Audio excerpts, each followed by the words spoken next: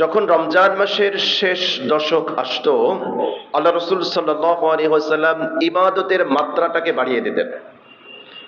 সবসময় তিনি বেশি ইবাদত করতেন, কিন্তু রমজান মাসের শেষ দশকে আল্লাহ রসুল সাল্লাল্লাহু আলাইহি ওয়াসাল্লামের ইবাদতের পরিমাণ বৃদ্ধি পেত। আমরা যেটাকে বলি কোমর বেঁধে কাজে নামা, রসুল সাল্লাল্লাহু আলাইহি ওয়াসাল্লাম এমনটি করতেন। যেমনটি হাদিসের মধ্যে এসছে, সহিহ বুখারীর হাদিস নাম্বার 2024, সহিহ মুসলিম হাদিস নাম্বার 1174 নম্বর হাদিসের মধ্যে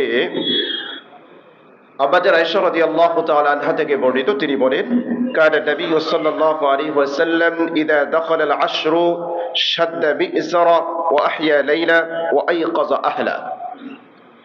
আম্মা জান আয়েশা রাদিয়াল্লাহু তাআলা আনহা বলেন, যখন রমাদানের শেষ দশক আসতো, আল্লাহ রসুল সাল্লাল্লাহু আলাইহি ওয়াসাল্লাম তিনটি কাজ করতেন। এক নম্বর, শাদ্দা বি'সারা, তিনি লুঙ্গি শক্ত করে বাঁধতেন। তো লুঙ্গি শক্ত করে বাঁধা, এর দ্বারা উদ্দেশ্য কি? দুটো উদ্দেশ্য।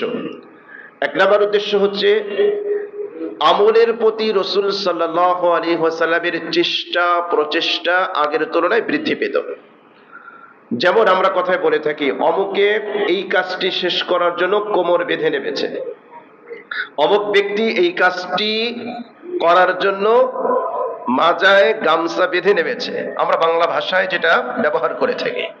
তো আল্লাহ রসুল সাল্লাল্লাহু আলাইহি ওয়াসাল্লাম শাদ্দা মি'জারা, লুঙ্গি এটা শক্ত করে বাঁধতেন। তার অর্থ হচ্ছে কাজের প্রতি, আমলের প্রতি আল্লাহ রসুল সাল্লাল্লাহু আলাইহি ওয়াসাল্লামের আগ্রহ আরো বেশি বেড়ে যেত।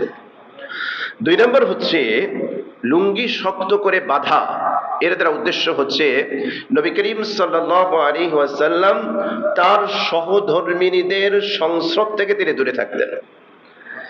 শেষ দশকে তিনি স্ত্রীদের সান্নিধ্যে যেতেন না।